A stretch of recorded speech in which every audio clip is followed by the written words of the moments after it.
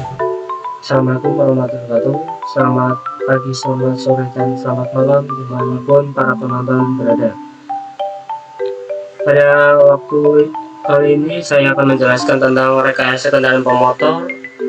Sebelumnya izin memperkenalkan diri, nama saya Taruna Remaja Abdul Basit, Notar 22020003. Pada kali ini saya akan menjelaskan rekayasa kendaraan bermotor yang ditampung oleh dosen Bapak IR Fadli Rojab, MPD MT. PP nomor 55 tahun 2012 tentang kendaraan. Pasal 130.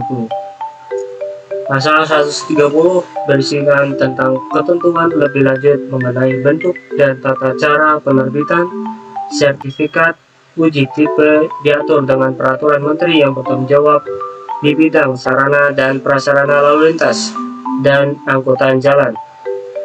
Berikutnya, PP nomor 55 tahun 2012, paragraf ketiga, penelitian rancangan bangunan dan rekayasa kendaraan bermotor.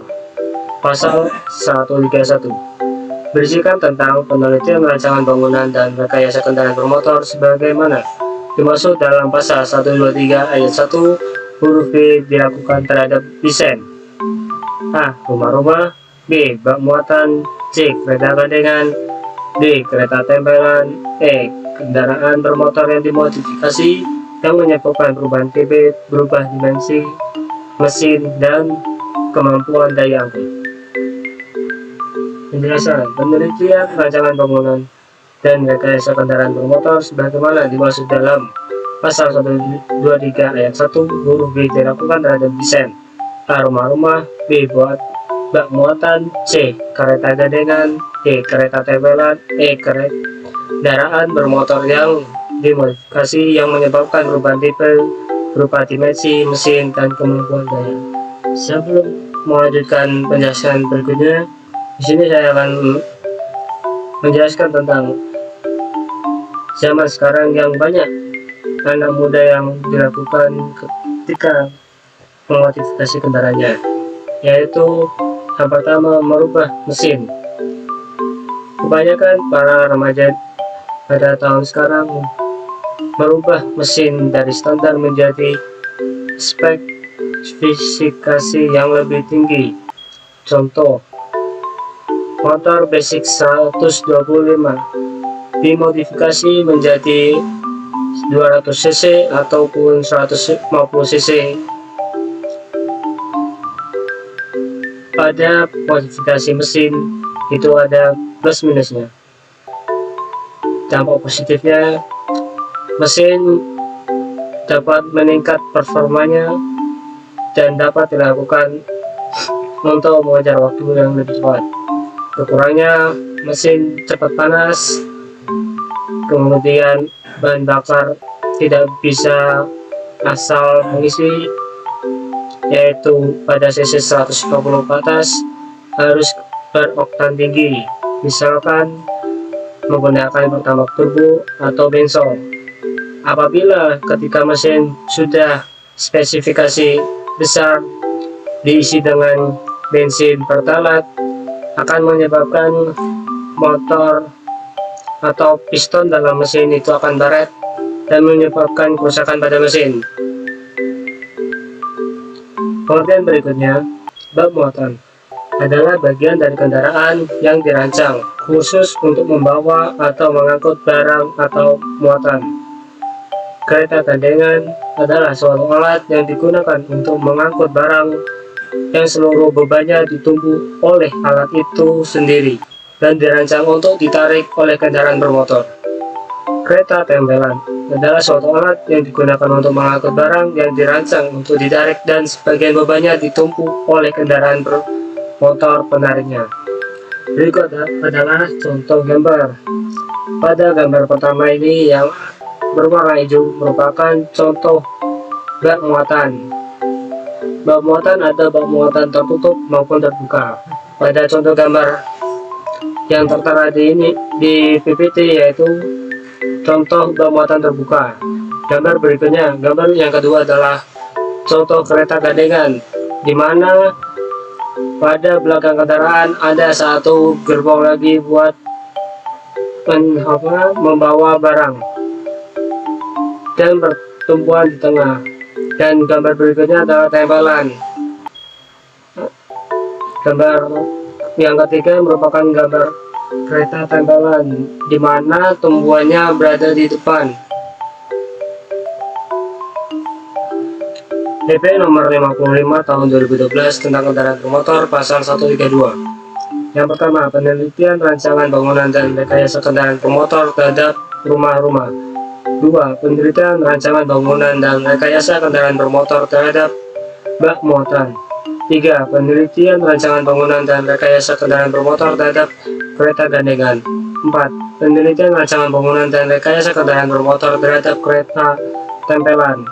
5. Penelitian rancangan bangunan dan rekayasa kendaraan bermotor terhadap kendaraan bermotor yang dimodifikasi. 6. Modifikasi kendaraan bermotor sebagian mana dimaksud pada ayat 5 hanya dapat dilakukan setelah mendapat rekomendasi dari agen tunggal pemegang merek. 7. Modifikasi kendaraan bermotor sebagaimana dimaksud pada ayat 6 wajib dilakukan oleh bengkel umum kendaraan bermotor yang ditunjuk oleh Menteri yang bertanggung jawab di bidang industri. 8. Penelitian rancangan bangunan dan rekayasa kendaraan bermotor sebagaimana dimaksud pada ayat 1 sampai ayat 5 dilakukan dengan berpedoman pada persyaratan teknis dan layak jalan sebagaimana diatur dalam peraturan pemerintah ini. Penjelasannya, yang pertama, penelitian rancangan bangunan dan rekayasa kendaraan bermotor terhadap rumah-rumah sebagaimana dimaksud dalam pasal 131 ayat Pasal 31 huruf A paling sedikit meliputi A. Rancangan teknis, B. Ukuran dan susunan, C. Material, D. Sistem listrikan, E. Kaca, pintu, engsel, bumper, F. Sistem lampu dan alat pemantau cahaya, G. Tempat duduk, H. Akses keluar darurat, I. Tempat pemasangan tanda nomor kendaraan bermotor, J. Sabuk keselamatan, K. Tempat ban cadangan, I. Tangga penumpangan khusus untuk mobil bus. Berikutnya, penelitian rancangan bangunan dan rekayasa kendaraan bermotor terhadap bak muatan sebagaimana dimaksud dalam pasal 131 huruf B paling sedikit meliputi A. Rancangan teknis, B. Ukuran dan susunan, C. Material, D. Pintu, engsel dan bumper, E. Sistem lampu dan alat pemantau cahaya, F. Tempat pasang tanda nomor kendaraan, G. Perisai kolong. Berikutnya, penelitian rancangan bangunan dan penelitian rancangan rekayasa kendaraan bermotor terhadap kereta gandengan sebagaimana dimaksud dalam pasal 131 huruf C paling sedikitnya meliputi rancangan teknis, B. Ukuran dan susunan, C. Material, D. Engsel dan bumper, E. Sistem lampu dan alat pemantau cahaya, tempat pemasangan tanda nomor kendaraan bermotor, G. Perisai kolong, H. Rangkai, I. Sistem rem, J. Sistem suspensi.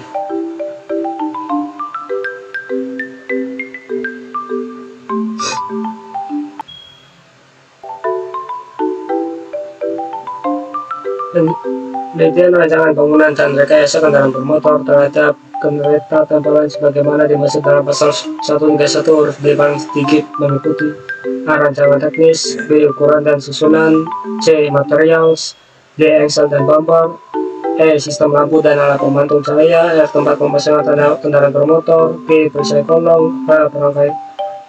Alat perangkai, I. Kaki penumpang, J. Alat pengunci, K. Sistem rem, sistem suspensi.